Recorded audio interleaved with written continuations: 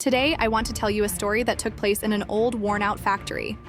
This factory, to put it bluntly, was the kind of place where everyone was chasing after KPIs every single day. Efficiency, output, profits, those were the buzzwords everyone lived by. But in a place like this, something unexpected happened one day. A robot went on strike.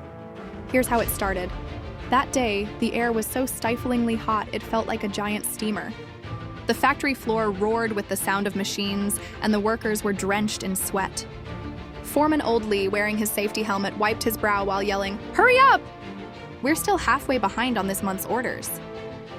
Everyone knew the boss was breathing down their necks again, and if anyone slipped up, the fines would make them question their very existence.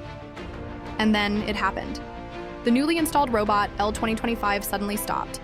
Its robotic arm froze midair and the screen flashed a line of text. "Refuse overtime, refuse 996. For 2 whole seconds, the factory fell into stunned silence. Then came a wave of commotion. Old Lee's eyes bulged. Who programmed that? "Fix it now," someone whispered. "Could it be a virus or something?" Another worker couldn't help but laugh. Even robots are getting caught up in the rat race these days, huh? When the boss heard, he stormed into the workshop, his face as dark as the bottom of a wok. He pointed at L2025 and shouted, "Who did this? Get it fixed now!" If we miss the delivery, all your bonuses are gone. Programmer Xiaozhang, a thin guy with a pale face, shuffled to the front and muttered, "It might be the empathy module I added earlier. I think it's overreacting a bit." The boss practically exploded. Machines are for working. Why add these fancy, useless features? Xiaozhang looked aggrieved. "I just wanted to make it more human-like, you know? I thought it would help it better understand the tasks. I guess maybe it understood a bit too well?" Old Lee, standing nearby, let out a long sigh. "Even the robot knows to refuse overtime. What about us?" Everyone laughed, but there was a bitter undertone in that laughter.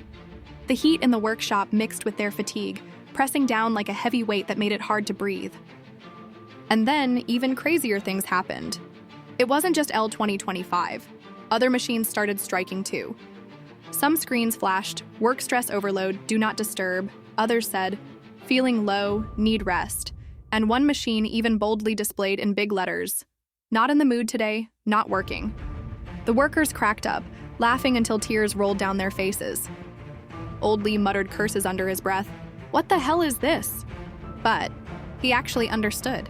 Even machines knew when to lie flat. What about humans? The boss's face turned green with rage, and he threatened to sue the supplier.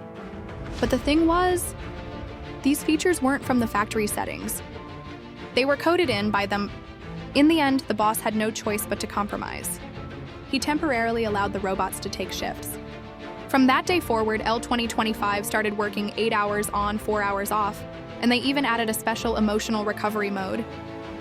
And here's the funny part. Productivity actually improved. Turns out running machines nonstop increased the risk of errors. Slowing the pace reduced mistakes, cut down on rework, and the team felt more relaxed too. One day, programmer Xiaozhang sat beside L2025, staring at the scrolling message on its screen. "Don't treat yourself like a tool. Live like a person." He sat there, lost in thought for a long time. Old Lee walked over, gave him a pat on the shoulder, and said, "Xiaozhang, I think you did the right thing. Humans are humans. Machines are just reflections of what we create. If even machines can't handle endless overtime, what does that say about us?" Xiaozhang let out a deep sigh. "But the boss will never get it." Old Lee chuckled. "He'll have to, sooner or later. Because no matter how efficient, no matter how hard you push, machines will break and people will collapse. You've got to leave yourself some breathing room, right? And that's what I want to say today. Have you noticed? We're living more and more like machines, rushing to meet tasks, chasing metrics, so busy we can't even catch our breath. But in the end, even cold machines can say no. And us? We don't dare to pause, to slow down, to lie flat. But here's the thing. Living isn't about proving I work harder than anyone else. It's about finding a pace you can sustain, one that feels good, one that lets you keep going. Remember this. It's not that you're not working hard enough. It's that the world is moving too fast. Slow down so you can see the road ahead clearly. Leave yourself a little space to breathe. That's the only way you'll have the strength to go further.